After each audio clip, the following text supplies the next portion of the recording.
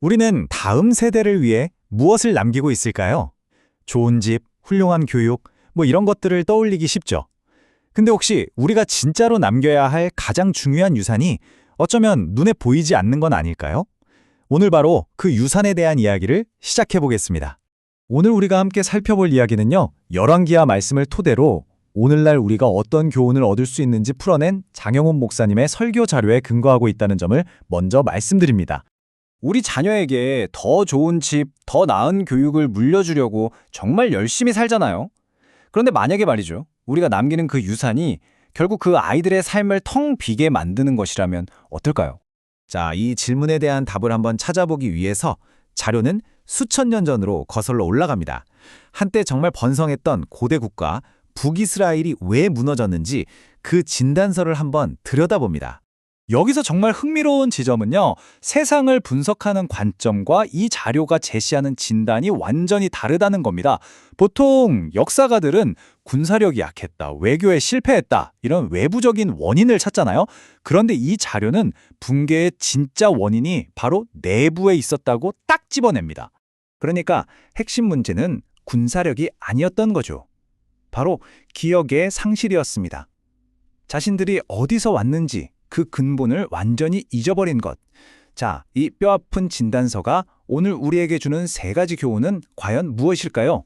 첫 번째 교훈은 바로 희미해지는 기준입니다.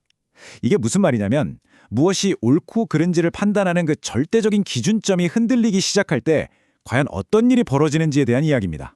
그들은 원래 자신들이 따르던 기준을 버렸습니다. 그리고 그 대신에 주변 세상의 가치, 또 당시 지도자들이 만든 법을 따르기 시작했죠. 바로 이게 다음 세대에게 혼란스러운 유산을 남기는 첫걸음이었습니다. 근데 이게 단순히 아주 오래된 종교 이야기라고만 생각하면 안 됩니다. 역사상 가장 강력했던 로마 제국은 어땠을까요? 저명한 역사가 에드워드 기본은 로마 역시 외부의 적이 아니라 가정과 도덕, 가치관이라는 이 내부의 기준이 무너졌을 때 스스로 붕괴했다고 분석했습니다. 역사는 정말 반복되는 걸까요? 여기서 자료는 우리 각자에게 직접 묻고 있습니다. 우리 가정의 기준은 변치 않는 가치인가요? 아니면 세상이 계속해서 말하는 성공이라는 잣대인가요? 결국 우리의 말이 아니라 우리의 행동이 다음 세대에게 무엇이 정말 중요한지를 가르치고 있다는 걸 기억해야 합니다. 자, 두 번째 교훈으로 넘어가 볼까요? 바로 깨진 유리창입니다. 처음엔 아주 사소해 보였던 작은 균열 하나가 어떻게 공동체 전체를 무너뜨리는 거대한 붕괴로까지 이어질 수 있었을까요? 이 현상을 아주 잘 설명하는 유명한 범죄 심리학 이론이 있죠. 바로 깨진 유리창 이론입니다. 길거리에 깨진 유리창 하나를 방치하면 여긴 아무도 신경 안 쓰는구나 하는 생각에 더 큰 범죄로 이어진다는 이론이죠. 자료는 이 이론을 영적인 영역에 그대로 적용합니다. 이스라엘의 붕괴는 하루아침에 일어난 게 아니었습니다.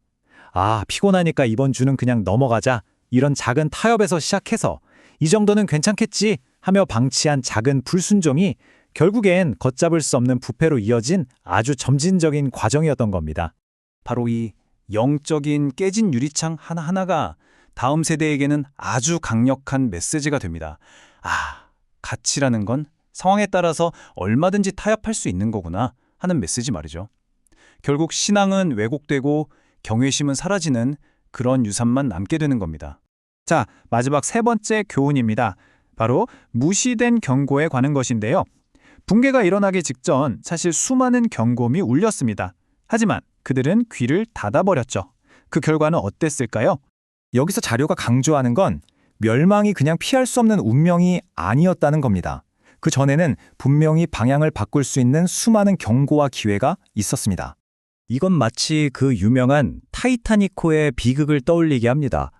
전방에 빙산이 있으니 속도를 줄여라! 이런 경고가 분명히 전달됐지만 우리 배는 절대 가라앉지 않아! 라는 그 오만한 자신감이 결국 그 경고를 무시하게 만들었죠. 자료는 이 타이타닉의 운명과 고대 이스라엘의 모습을 정확하게 겹쳐서 보여줍니다. 그들 역시 경고를 듣지 않기로 작정하고 오히려 목을 뻣뻣하게 세우며 완고하게 저항했습니다. 그 비극적인 결과가 바로 이것입니다. 그들은 헛된 우상, 즉 허무한 것을 쫓다가 결국 자기 자신들마저 텅 비고 헛된 존재가 되어버렸습니다. 다음 세대에게는 공허함과 무의미라는 유산만을 남긴 채 말이죠. 자, 그렇다면 이 뼈아픈 역사적 경고를 보고 그냥 여기서 끝낼 수는 없겠죠? 우리는 어떻게 이걸 뒤집어서 긍정적이고 영원한 유산을 남길 수 있을까요? 자료는 결론적으로 앞서 우리가 살펴본 세 가지 경고를 우리가 다음 세대에게 반드시 물려주어야 할 세 가지 긍정적인 유산으로 바꾸어서 제시합니다. 변하지 않는 기준, 타협하지 않는 순종, 그리고 하나님의 음성을 듣는 귀. 그러니까 엄청난 물질적인 부를 물려주지 못하더라도 이것들만 제대로 남겨줄 수 있다면 우리 다음 세대는 삶을 공허함이 아니라 의미와 목적으로 가득 채울 수 있는 그야말로 궁극의 유산을 받게 되는 겁니다. 그래서 마지막으로 우리 스스로에게 던져야 할 질문은 바로 이겁니다. 당신의 인생이라는 배는 지금 어디를 향해 가고 있습니까? 그 항해의 끝에서 당신은 과연 다음 세대를 위해 무엇을 남기게 될까요? 우리가 매일매일의 선택으로 쌓아가고 있는 바로 그 유산에 대해 깊이 생각해 볼 시간입니다.